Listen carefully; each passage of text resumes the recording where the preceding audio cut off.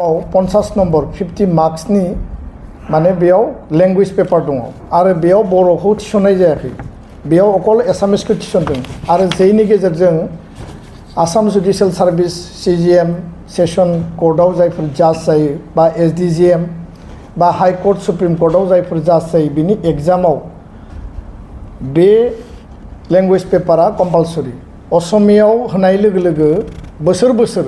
जोंनि बर' कैंडिडेट बर' मीडियामनि स्टूडेंटफ्रा बंचित जादों आरो जोंखौ माने डिप्राइव खालामनाय जादों दा बेखायनो गोबां समाव जोङो आसाम सरकार आरो गुवाहाटी हाई कोर्टखौ जोङो दाबि होबोदोंमोन खावलायबोदोंमोन बिथांमोना दिनैबो बे प्रभिजनखौ खालामनानै होआखै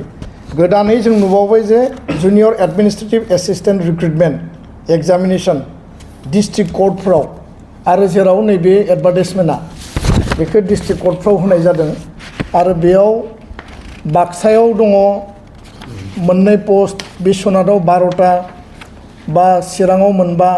क'क्राझाराव 9टा उदालगुरियाव मोनबा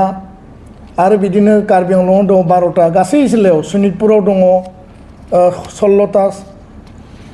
367 डिस्ट्रिक्ट कोर्टनि जि जुनियर एडमिनिस्ट्रेटिव एसिस्टेंट जि क्लारिकल केडार बेयाव 20 मार्क्सनि एसामिस लैंग्वेज पेपर क्वालिफाइं कम्पालसरी खालामदों आरो बेखौ खालामनाय लोगो लोगो बर' मीडियामनि कैंडिडेटआ बेयाव एप्लाइ खालामनो हाया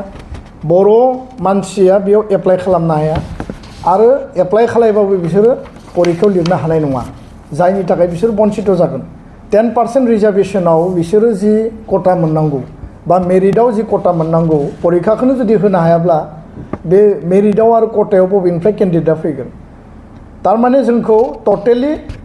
न्याय प्रदान खालामग्रा मोनसे इन्स्टिट्यूशन गुवाहाटी हाई कोर्ट बिथांमोननि रेजिस्टारखौ जोङो खावलायबोदों बिथांमोनखौ बुंबोदों आसाम सरकारखौ बुंदों बिथांमोना बे बेलायाव जोंखौ बंचित खालामदों न्याय होग्रा अनुष्ठाना जुदि न्यायनिफ्राय बंचित खालायोबा बे खोथाखौ जों कुइसन रेज खालामदों दा बेखायनो 15 एप्रिलनिफ्राय जुलाइनिफ्राय अनलाइन बिनि एप्लिकेशन फर्म मा जागोन 31 जुलाइसिम दा बे समनि गेजेराव जोङो एसामिस जि टिभि चेनेल पर्टेल चेनेलावबो जों बुंहरबाय जे बिनि गेजेराव जुदि बेखौ सोदांनानै बर'खौ जुदि सोफायाब्ला दुलाराय बर' फरायसा आफादा स्ट्रंलि जोङो आन्दलन खालायगोन बे एडभार्टाइजमेन्ट कपिखौ जों सावगोन आरो जों दाबि खालायगोन जे जाय न्याय होग्रा जास्टिस होग्रा इन्स्टिट्यूशना जास्टिसनिफ्राय जोंखौ बंचित खालामदों आरो बेबायदि बैषम्य बेबायदि जोंखौ डिप्राइभ खालामनाय खामानिया माने Assam judicial service junior administrative assistant बे पस्टफोराव दिनै सोलिगासिनो दङ बेखायनो दुलाराय बर' फरायसा आफादा दिनैनि बे प्रेस मिटनि गेजेरजों स्ट्रंलि आसाम सरकार गुवाहाटी हाई कोर्ट जे महामान्य हाई कोर्टखौ जों खावलायदों जे गोख्रैनो नैबे जे मोननै आनजादनि जि लैंग्वेज पेपारनि जि कम्पालसरी बेयाव बर'खौ स्पेशली सोफानांगौ एसोसिएट अफिशियल लैंग्वेजनि मर्यादाखौ होनांगौ आरो 8 शेड्यूलाव हाबखानाय लैंग्वेजनि मर्यादाखौ होनांगौ आयेनानो बेखौ अधिकार होदों